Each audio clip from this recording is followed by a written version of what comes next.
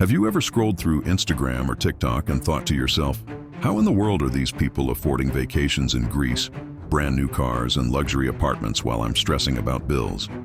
You see the smiles, the sunsets, the champagne glasses clinking, and deep down, a small voice asks, am I falling behind? Am I doing worse than everyone else financially?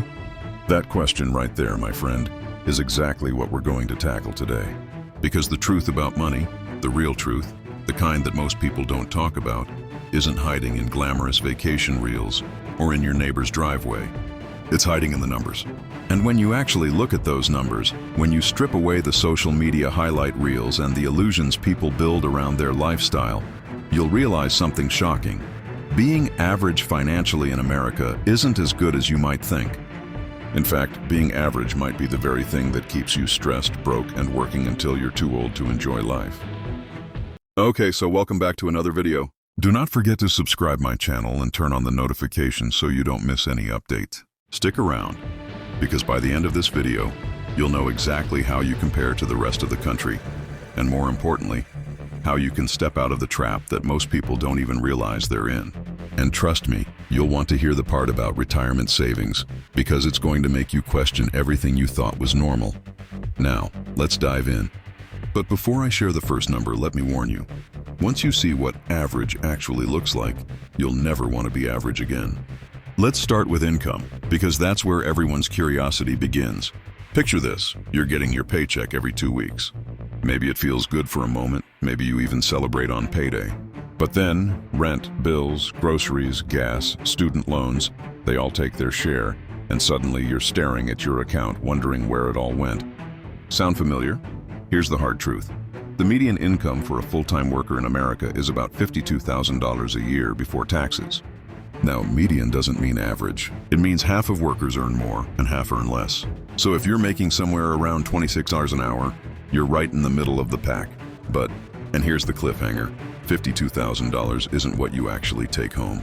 After Uncle Sam gets his cut with federal taxes, state taxes, Social Security, and Medicare, most people end up with between $35,000 and $40,000 to actually live on.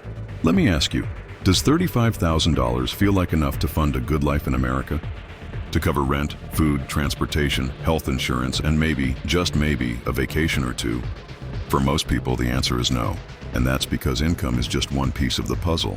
What really separates the financially secure from the financially stressed is what happens after that money hits your bank account. And this is where things start to get uncomfortable. Let's talk about retirement savings. This is the part that makes people squirm, because deep down, we all know we should be saving more. But the reality is far worse than most people imagine. According to recent surveys, the median retirement savings across all Americans is just $65,000. Let that sink in. After decades of working, the typical person has barely enough saved to cover a year or two of living expenses. But wait, it gets worse. 1 in 4 Americans doesn't even have a retirement account. That's 25% of people with literally $0 set aside for the day they stop working. And here's the kicker. By the time people hit 65, the median balance only rises to about $88,000. Think about that. You've spent 40+ years working, commuting, stressing, and showing up every Monday morning, and at the end of it, you have $88,000 to show for it. Now here comes the jaw dropper. If you follow the safe 4% rule, that money would give you just $3,500 a year to live on. That's less than $300 a month. Ask yourself right now, could you survive on $300 a month in retirement? No way. That's barely enough to keep the lights on, let alone travel, enjoy life, or cover healthcare. This is the harsh reality that no one posts about online. Most people think, oh, I'll be fine, Social Security will cover me. But let me reveal another truth. The average Social Security benefit is about $1,550 a month, or roughly $1,860 a year. Combine that with the median retirement savings, and you're looking at a lifestyle that's more survival than comfort. And if you've ever wanted to retire early, forget about it. You can't even collect full Social Security until age 67. If most people can't retire comfortably, what are they doing wrong? And more importantly, what can you do differently to avoid being one of them? Let's shift gears and look at spending. Because here's the thing, it's not just about how much you earn, it's about how much you keep. And the average American household, they're not keeping much. On average, households spend about $5,507 every single month. That's over $67,000 a year, just to maintain their lifestyle. Now think about that for a second. If the typical worker takes home $35,000 to $40,000 after taxes, but households are spending $67,000, how do you think they're making up the difference? Housing eats up about $1,385 per month. That's rent, mortgage, insurance, utilities, all just to keep a roof over your head. Food comes in at nearly $700 a month. Transportation, another $913. Add those up, and you're already spending more than $3,500 before you've even thought about healthcare, childcare, entertainment, or anything else. And in major cities like New York, San Francisco, or Los Angeles, those costs can be double. Now let's address the monster in the room: credit card debt. The average household in America is carrying over $9,000 in credit card debt. And this isn't the good kind of debt like a mortgage that builds equity. This is the worst kind of debt, high-interest debt that grows like a snowball rolling downhill. At 20% interest, $9,000 in debt means you're paying $100 to $800 a year in interest alone. That's money that isn't buying groceries, isn't going toward investments, isn't building your future. That's money you're giving away to banks because you couldn't or didn't pay off your balance. And the saddest part? Most of that debt isn't even from emergencies. It's from shopping sprees, restaurants, gadgets, and lifestyle inflation. Here's the truth bomb. If you're carrying credit card debt, that debt is eating your wealth alive faster than any investment can grow it. You can't invest your way to freedom while bleeding 20% interest in the background. That's why paying off credit cards is more important than picking the right stock. And yet, despite this financial nightmare, here's something surprising. The average credit score in America is actually decent, around 715. That means most people are paying their bills on time. But don't let that fool you. A good score doesn't mean financial freedom. It just means you're a reliable customer for lenders. Think about that. The system rewards you not for building wealth, but for being a good borrower. So where does this all leave us? Let's talk about net worth. The single number that reveals whether you're truly building wealth or just spinning your wheels.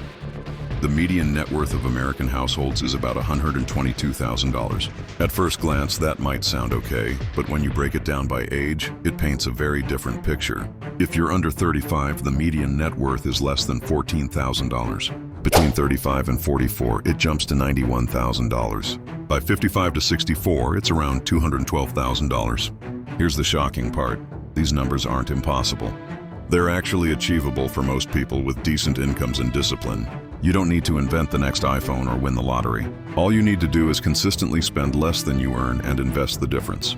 The problem is most people simply don't do that. Why? Because the average savings rate in America is only 6%.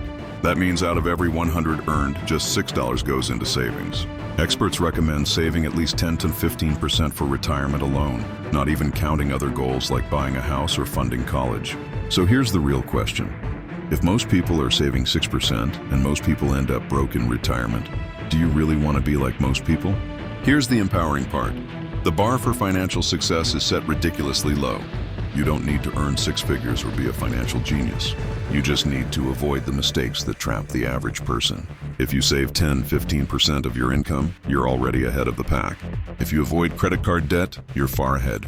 If you consistently invest in simple, low-cost index funds, you're light years ahead.